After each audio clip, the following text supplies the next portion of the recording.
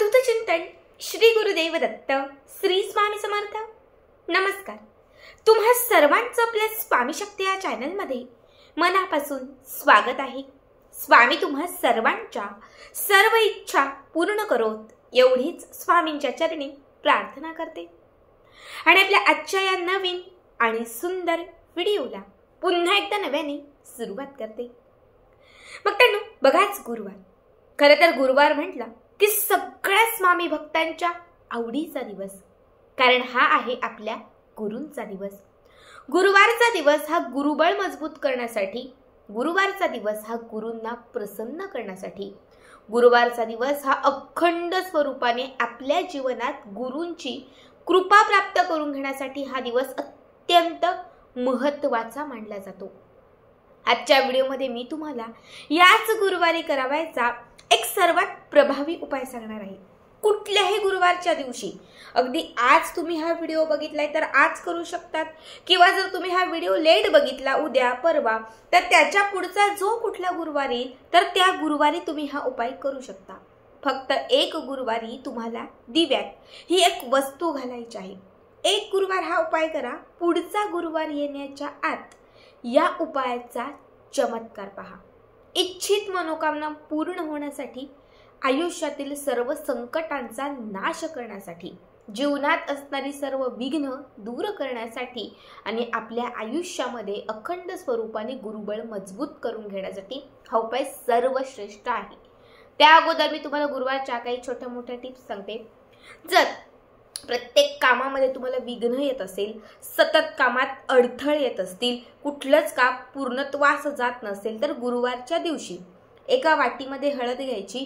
ती हळद आपल्या उजव्या हाताच्या या 3 बोटांमध्ये घेऊन देवघरात भगवान श्रीहरी विष्णूंची मूर्ती असेल किंवा माता लक्ष्मीची मूर्ती असेल तर भगवान श्रीहरी विष्णूंच्या मूर्तीवरती किंवा माता लक्ष्मीच्या मूर्तीवरती चिमटीत घेतलेली हळद अर्पण करायची।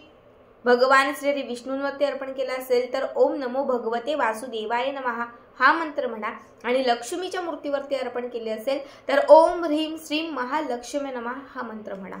त्यानंतर ही जी अर्पण केलेली हळद आहे ही तिथून उचला, काढा। अगदी लगेच तुम्ही काढली तरी चालेल। एक छोटासा कागद घ्या किंवा कापड घ्या, त्यामध्ये ही हळद काढून घ्या। जेव्हा जेव्हा महत्त्वाच्या कामांसाठी बाहेर पडाल, इंटरव्ह्यू असेल, काही मोठं प्रोजेक्ट असेल, जे काही असेल, तर जेव्हा तुम्ही बाहेर पडाल त्यावेळेस या कागदात असणारी हळद थोडीशी कपाळाला आणि आपल्या मानेच्या इथे लावा।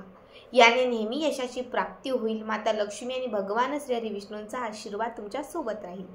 यानंतरचा दुसरा उपाय, गुरुबळ खूप कमकुवत झालेला आहे, काहीच मनासारखं होत नाहीये, ताई माझा गुरु मला साथच देत नाहीये, अशी अवस्था असेल तर प्रत्येक गुरुवारी सकाळ संध्याकाळ किंवा सकाळीच फक्त जेव्हा तुम्ही स्नान करता त्या स्नानाच्या पाण्यात हळद घालायची आणि हळद घातलेल्या पाण्याने स्नान करायचं।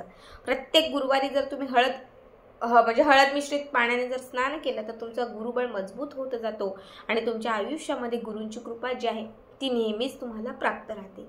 यानंतरची तिसरी छोटीशी टिप्स तुम्हाला सांगते। जर तुमच्या घरामध्ये सतत विघ्न येत असतील, आयुष्यात खूप अडथळे येत असतील, कर्ज खूप वाढलेलं असेल, पैशांच्या खूप चणचणी असतील तर कुठल्याही गुरुवारच्या दिवशी पाव किलो किंवा अर्धा किलो हळद घ्यायची।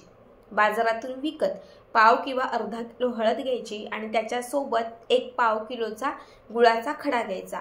हळद आणि गुळ दोनही गोष्टी ज्या आहेत ह्या मंदिराच्या अवतीभोवती बसलेल्या कुठल्याही गोरगरीब व्यक्तीला दान करायच्या। दान करत असताना त्या वस्तूंमध्ये तुमच्या ज्या इच्छा असतील त्या इच्छा व्यक्त करायच्या। जे नकारात्मक आहे, जे नको आहे, जे तुम्हाला तुमच्या आयुष्यातून दूर करायचं आहे ते देखील त्यामध्ये व्यक्त करायचं। ते सगळं व्यक्त केल्यानंतर ती हळद आणि तो गुळाचा खडा त्या गरजू व्यक्तीला दान करायचा। याने तुमचे दुःख, क्लेश, कलह, संकट सगळं काही त्याच्याकडे जाईल। आता त्याच्याकडे जाईल म्हणजे त्याला ते भेटेल असं नाही, पण तुमच्यातून ते दूर होऊन जाईल। आणि जेव्हा तुम्ही त्याला गुरुवारच्या दिवशी या पिवळ्या दोनही वस्तू जेव्हा तुम्ही त्याला दान कराल तर त्या दानाचंही पुण्य तुम्हाला मिळून जाईल। ठीक आहे, या छोट्या मोठ्या टिप्स होत्या। आता आजचा अत्यंत प्रभावी उपाय, गुरुवारच्या दिवशी संध्याकाळी एक 5च्या पुढे रात्री 12च्या आत तुम्ही कधीही हा उपाय करू शकता।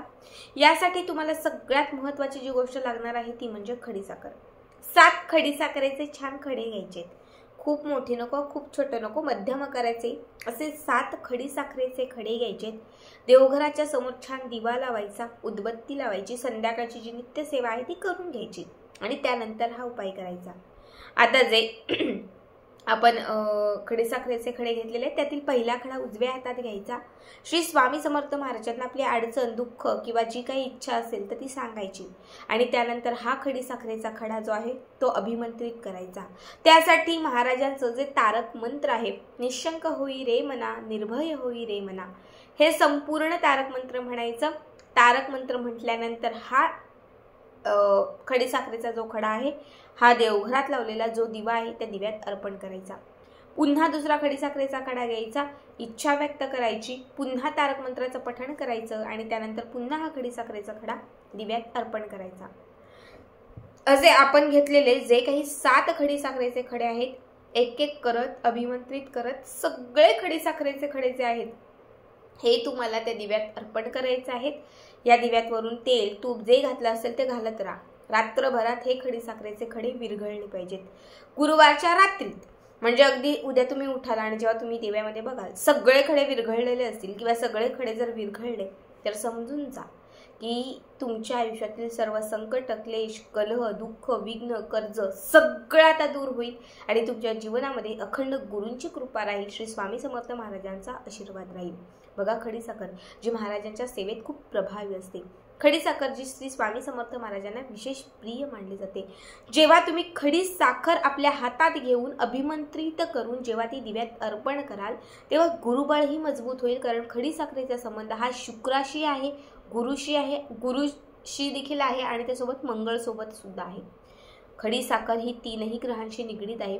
जशी तुम्ही ती अभिमंत्रित कराल आणि अभिमंत्रित केलेली खडीसाखर जशी तुम्ही त्या दिव्यामध्ये अर्पण कराल तसं तुमच्याकडे सुख येत जाईल आणि तुमच्या आयुष्यातील दुःख दूर होत जाईल. कारण शुक्र ग्रह हा पैसा देणारा आहे, गुरु ग्रह हा पाठिंबा देणारा किंवा आयुष्यातील सर्व संकट दूर करणारा, जे हवं आहे ते आपल्याला देणारा म्हणजे गुरु ग्रह आहे.